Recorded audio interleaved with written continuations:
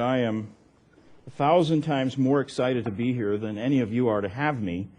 I first became acquainted with your fellowship Shepherd's Conference. I don't remember if it was this year or last year, actually.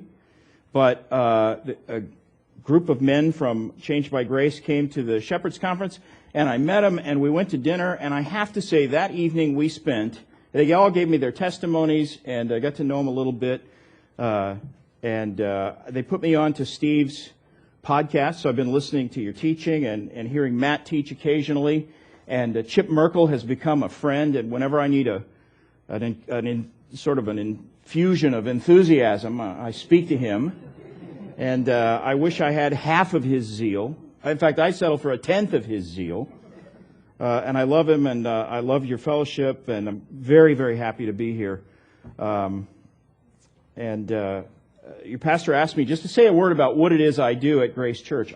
As he said, I teach a fellowship group, an adult fellowship group, which meets in the gymnasium. On a given Sunday, we'd have about 400 people there. So it's like pastoring a medium-sized church, and I do that in my spare time. My real job is overseeing Grace to You, the radio broadcast, and I don't do much of that because I've pretty much delegated all the responsibility to staff people who work for me.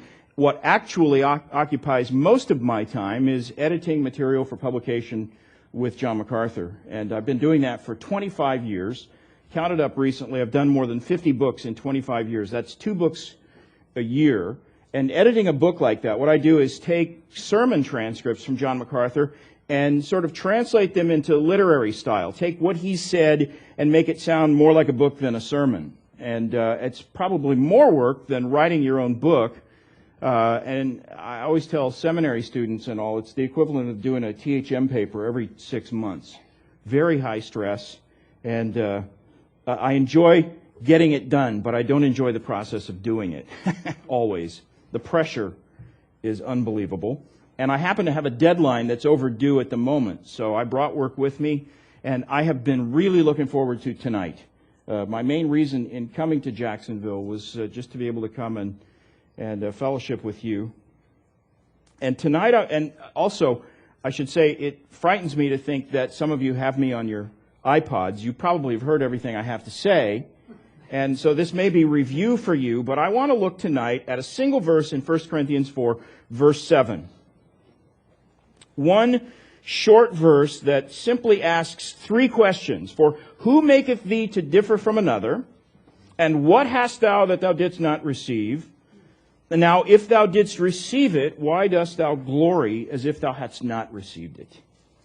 That verse is easy to preach from because it has its own outline. 3 questions, all of which rebuke the arrogance of human conceit and remind us of the debt we owe to God's sovereign grace. The passage is a reproof and a correction to everything that is man-centered in our theology. And it is a reminder that the truth of God's sovereignty ought to make us humble, not proud. Let me remind you of the context of this passage. Paul is writing to the Corinthian church. This was a young church filled with new believers, mostly Gentiles who had come out of a pagan background. And the church itself was set in a culture of extreme paganism. Corinth, was home of the temple of Aphrodite. That was the biggest structure in the town. Employed at that temple were more than 1,000 temple prostitutes, both men and women, devoted to Aphrodite, who was the goddess supposedly of love. And visiting those temple courtesans was deemed a religious sacrament by people in that culture. And so the city was filled with brothels, overrun with immorality, and shot through with the most gross and ungodly kinds of paganism. But all of it was deemed holy by most of the people who lived in that culture. It was so blended with their religion. Corinth was, you could look at it like this, like Las Vegas is today, a city filled with immorality and vice, but with one significant difference. The attractions at Corinth were not gambling casinos, they were temples. And the immorality was the worst kind of debauchery cloaked with the veneer of religion.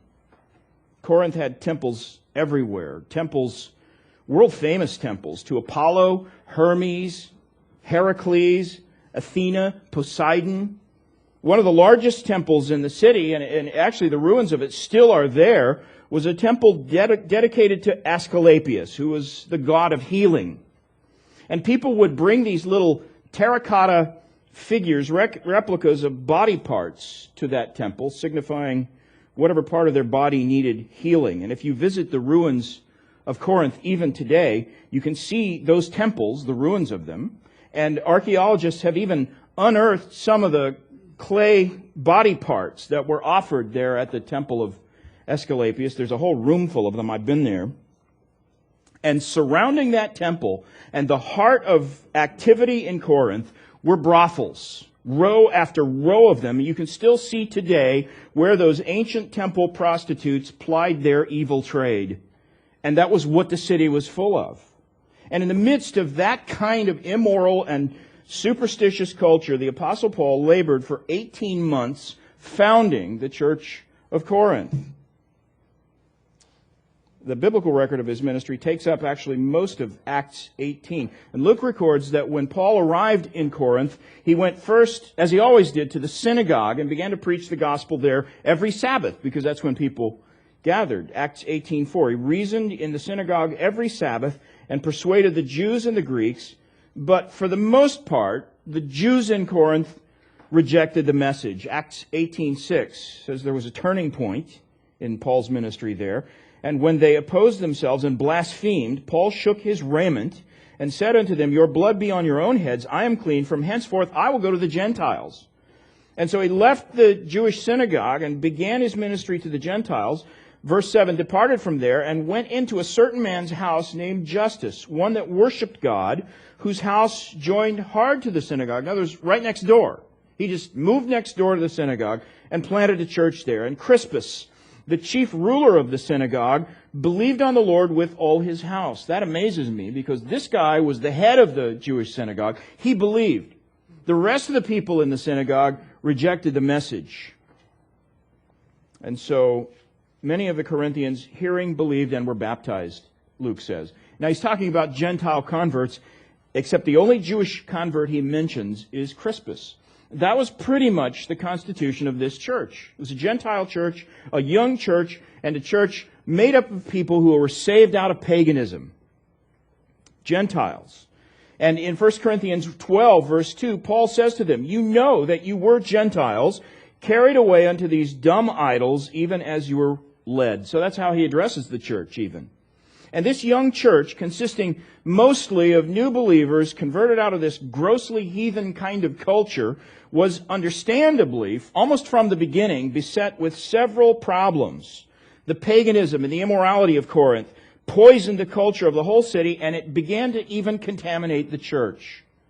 Young churches always have this problem. And so Paul's first epistle to the Corinthians was written to deal with several specific problems in that struggling fellowship of young believers. And one of the most prominent problems they had there, the one that first Paul took up at the start of his epistle, was a spirit of sectarianism. The church was divided.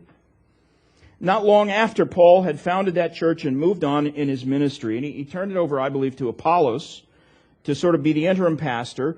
And not long after that, believers in Corinth began to fragment into little groups and band together into these competing factions that were based on loyalties to the various teachers whose ministries had influenced the people there.